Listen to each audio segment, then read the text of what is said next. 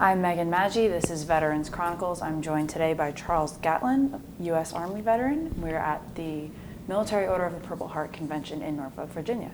Charles, thank you for being with me today. Thank you for having me.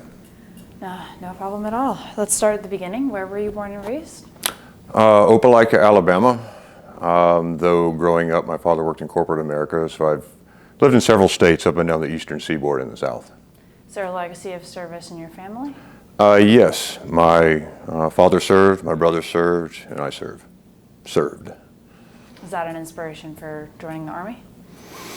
No, I joined the Army for more traditional reasons in the infantry. It was time to, shall we say, make life changes. Okay. And briefly going through your service, where did you serve? I enlisted in '98, infantry, spent my entire career infantry. I did my first enlistment back in Clinton's Army, 98 to '02 in the Old Guard, 3rd U.S. Infantry up the street in Washington, D.C. I did my line time in the 25th ID, 2nd to 31st Infantry in Schofield Barracks, Hawaii. I left service in '08, so roughly 10 years. As in 2002, I had made the rank of E5, at which point I applied for a Green to Gold scholarship, 2-year, because I had an associate's degree. And the Army sent me out to the University of Montana to finish, which was a wonderful experience. I commissioned in '04 as a lieutenant of infantry. I went back down to Benning, finished the subsequent training, and was sent to Schofield Barracks, Hawaii. So that was 10 years with the Army. 8 plus 2 college time, ROTC. How did you get connected with the Purple Heart? I was wounded September 26th or 28th, I can't ever remember, 2006. Subsequently returned, went through rehabilitation, got out in '08, and went back down to Bama, was kind of doing my own thing for a while, and lost my house in a fire, actually. And when you come home and the only thing you have to your name is a suitcase, my wife was with me, you have to reinvent and you have to readjust. So we both looked at each other and said, where are we going to go? Let's go back to Montana. We spent about a year on the road, traveled the country extensively, returned to Montana, and I went back to graduate school. I did a double master's in public administration and an MA in political science. At which point we were having some troubles with the Veterans Administration, and we took care of that of ourselves. But it brought me to the attention of one Colonel John Keefe, a retired Marine Corps colonel, 87 years old, who was keeping the MOPH, shall we say, alive in the state. Colonel Keefe found me and conscripted me, and as I'm sure you all know, it's very difficult to tell an 87-year-old Marine Corps colonel no. So next thing you know, I was the chief of staff, and then I became the commander. How did you get connected with him? He found me in the paper for some articles that we drove to balance the scales with some of the stuff that the Veterans Administration was doing in the state of Montana. So describe the work you do now with the Military Order of the Purple Heart. I'm currently the Region 3 commander, but I spent the past 2 years as the state commander. And what we did there is we redefined the word service and veteran service organization. Looking left and looking right at some of the other organizations, all I saw was duplication of service and them really not fulfilling their potential. Now, I don't knock these organizations because they do a lot of good for the veterans. But however, I didn't see them doing a lot of good for the community. And by redefining the word service and veteran service organization, it simply became, what can we do for you? We all signed a contract, and we're all going to fulfill that contract, and we in the state of Montana believe that. So what we wound up doing was looking left and right and going out into the community and looking for, shall we say, organizations that had a clear mission, vision, and objective. Cystic fibrosis, multiple sclerosis, Special Olympics, groups like this, American Diabetes Association, another great example. These are organizations that attack problems that affect us all, veteran or not. So by assisting them in their mission or vision, we're helping them to eradicate, their disease or to achieve their objective, if you will. And by doing that, I'm able to take our veterans, our PHIs, and their families, and people that work with us, take them into the community and get them working for the common good. So veterans' benefits are twofold here. One, they're getting socialization, they're becoming part of the community, they're integrating in said community.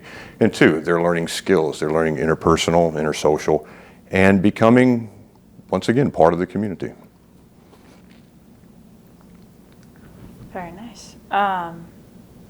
Tell me a little bit about the healing process and why the Military Order of the Purple Heart has been so beneficial and fruitful? I don't know if it's necessarily the healing process that goes along with it, but what it did do is give me an avenue and a vehicle in which to help people. And I firmly believe, after my time in the military and then civilian side as well, and some of the trials and tribulations, I was in the Pentagon too, by the way, when the plane hit it. So once again, you're seeing it from day one. And with the fire, and then obviously with getting hit overseas, how many times can you pick yourself back up and reinvent? But that's what we learned to do. And you have to reinvent, you have to stay positive, you have to move forward. So by using this organization that approached me, I was able to apply these techniques and these, I don't want to use the term objective per se, but philosophies maybe, in order to help the men and women that I serve with, their families, and by extension the community. So yes, is there some self-gratification to it? Absolutely. But on the same token, when I can get these kids, I'm 41 by the way, some of them are older than me, but if I can get them together, and we formed a fraternity. And that fraternity is, and it's more in line with, I guess, the national mission and vision, the common bond. But we found a way to take that common bond and project it out to make the places in which we live better. Talk a bit about being in the Pentagon. Yeah, I was in the dentist's office, boom, the plane hit. I was attached to a medical team. And then I spent the next 2 weeks, give or take, doing body recovery, I think, something like that. It's a long time ago. Being in the old guard, we were right across the way. So when the plane hit, Operation Noble Eagle was the operation. They activated the old guard because you had, 1,000 infantry troops readily available to do the labor. And we were out there, day one, and everybody just started showing up. You had every organization from the DEA to the damn Boy Scouts coming out there, a lot of religious organizations, and it was interesting to see. It's very sad, obviously, but it was interesting to see for the lack of coordination and how we really weren't prepared, even at that level.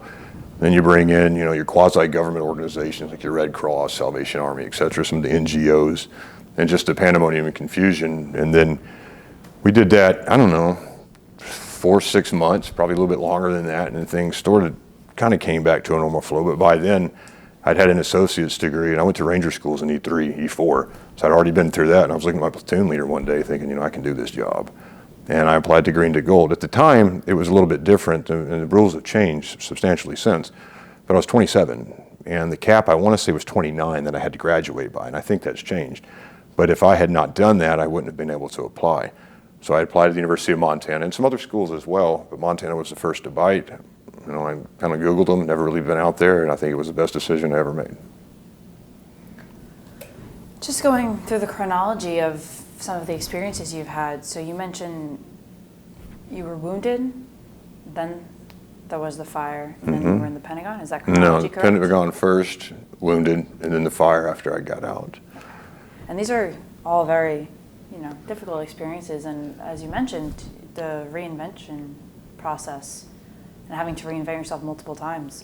How has that gotten easier from your experience in the Army and kind of the work you've done with other veterans and talking with other veterans? How has that process gotten easier, and how has it helped you improve yourself? It's a shaping process. As the military would say, shaping operation. I call it a shaping process. By going through some of these things and getting back to Montana and going into school, I finally had roots. Finally. Because I've never really tried it in Alabama, didn't really work out, but in Montana it did. And the reinvention process was doing a lot of philanthropy work, not necessarily advocacy per se, sitting on the boards for some foundations, working closely with the University of Montana.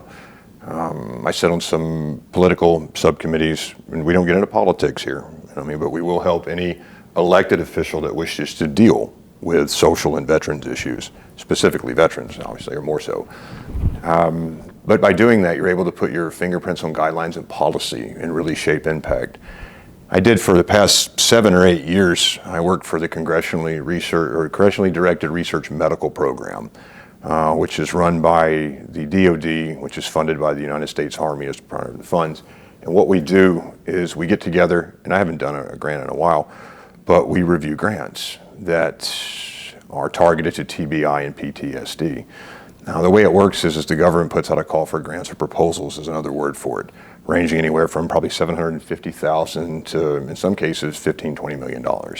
I come in as a consumer reviewer from my experience, my time in rehabilitation, learning to walk and use my left side again. And I sit with 11 scientists and we look over the grants for their merit, transitional feasibility, does it make sense, does it help the family, is there civilian applications, or is there follow-up research? And then we vote on it, both at the first level and second, which is programmatic, where the funding comes from. So I learned there about shaping policy from the inside and out. And I think it's a lot of times much easier to use your experiences in your education and to shape it from a very different level where you can control where the money goes, you can control where the impact goes, and you can control where and how it is utilized in the end. Key components. Well, Charles, you've done a lot of work for our nation. When you look back on your service and the work you've done afterwards, what are you most proud of? That's a good one, actually. I never got in trouble. Never got caught, anyway, Probably for some a of big it. accomplishment. Yeah, no, I was an infantryman all the way through. Proudest accomplishments in the military, I made it through Ranger School as a young man. Talk a bit about that. How difficult was that? It's good training, no doubt about it. I think it's changed. I think the standards have changed quite a bit over the years. I'll leave it at that. I did recycle Florida, unfortunately, but I still keep in touch with one guy that I went through with. But it's good small leadership training, and I'm really glad I got it when I did. I think the second accomplishment that I did that I'm proud of is I became a lieutenant. I mean, I was enlisted man first, but I understood how to do it. And I mean, there were some changes right there in my life, and I ended up taking that option. And that course obviously sent me to the University of Montana. So yeah, I'm going to hinge a lot on that decision. Okay, well, Charles, thank you for your service. Thank you for talking with me today. It's been a pleasure. Thank you for having me. I'm talking with Charles Gatlin, U.S. Army veteran, and we're at the Military Order of the Purple Heart Convention here in Norfolk, Virginia. I'm Megan Maggi, and this is Veterans Chronicles.